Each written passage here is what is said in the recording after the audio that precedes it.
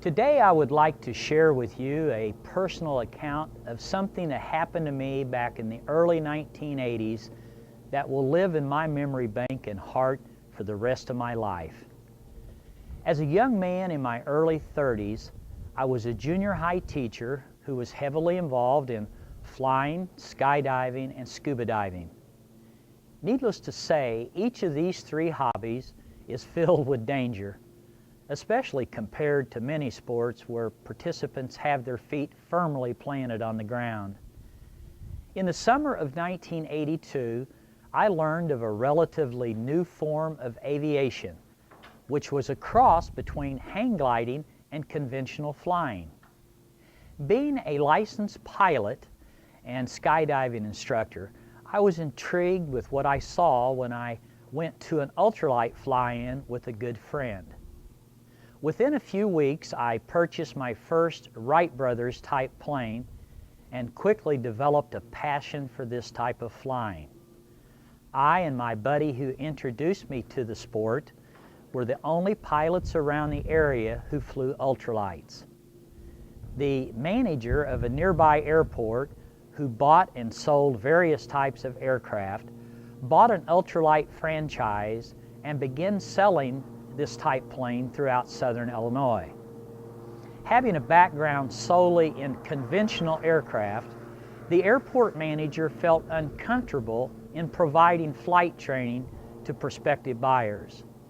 Knowing that I was excited about this new form of flying, he contacted me and asked if I would like to purchase his franchise. I was somewhat interested in his offer and went to his airport one warm summer afternoon, not realizing that my life was totally in the hands of God. There were several models of ultralight aircraft for me to see and fly. After flying a couple of the planes, I got ready to strap into another airplane when my friend and I noticed that a couple of the flying wires that braced the wings were very close to the propeller. The propeller was very close to the wires. Neither Marty or we didn't like that. But the factory had put bungee cords on to hold the cable back away from the arc of the propeller.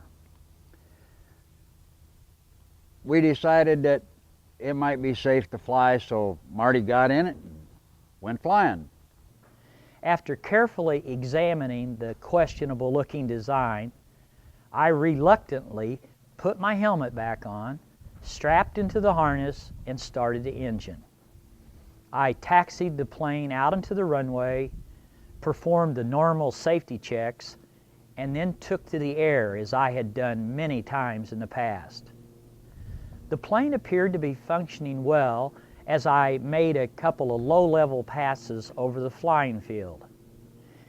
The aircraft had a lot of power, and I decided to climb to a higher altitude. As I rose to somewhere between 500 and 1,000 feet above the ground, which put me several hundred feet beyond the end of the runway, I noticed that the RPMs of my engine decreased significantly. Then I saw my right wing begin to fold up due to one of the flying wires becoming entangled in the propeller. Within a couple of seconds, the nose of the plane dropped straight down toward the ground, and I encountered a 20 to 25 second ride that I will never forget. He came down, going to make another pass, put the throttle in it. It was really climbing.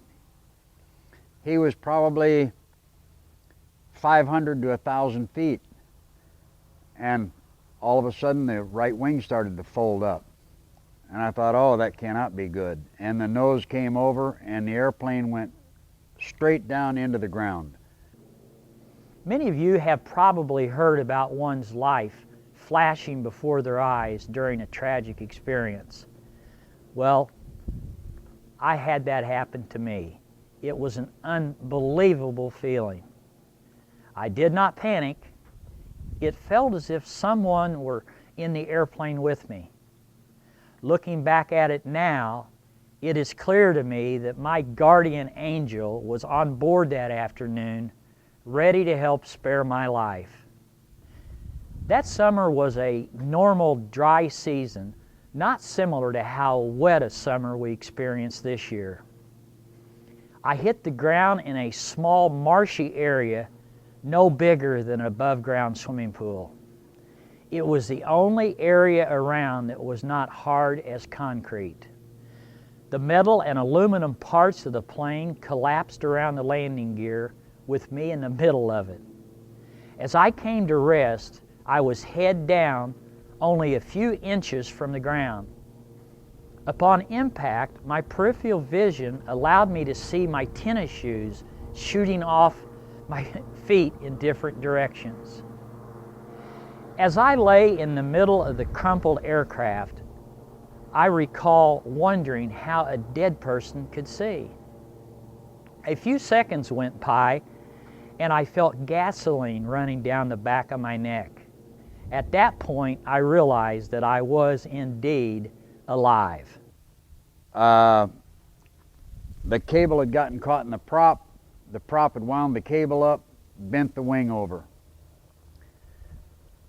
We jumped in the car to run down to where the airplane had landed, and I was pretty excited. I kept telling this guy that I was with that there's no way he could have made that, no way he could have made it.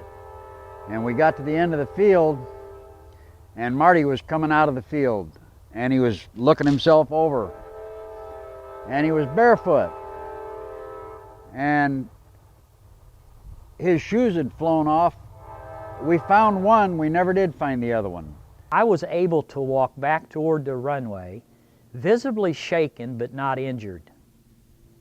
The probability of someone surviving a horrific crash of this nature is extremely slim, but coming away without an injury takes it yet to another level. I was sore for a few days, but never missed doing anything that I would normally do. At first, I simply thought it was my lucky day. But as I relived the experience in my mind over and over, I realized that it had nothing to do with luck. It was a miracle. God spared my life in a very dramatic way. He had a plan for my future. Had my life been taken some 27 years ago, I would not have met the woman of my dreams, nor would I be the proud father of 3 precious children. If God had not intervened on my behalf, I would not be able to share this account of our Lord's power, goodness, and mercy with you. And I guess if a guy believes in miracles, this was really a miracle, because there's no way that someone could survive going straight in an ultralight from 1,000 feet. It was a miracle. This is the day that the Lord has made. Let us rejoice and be glad in it.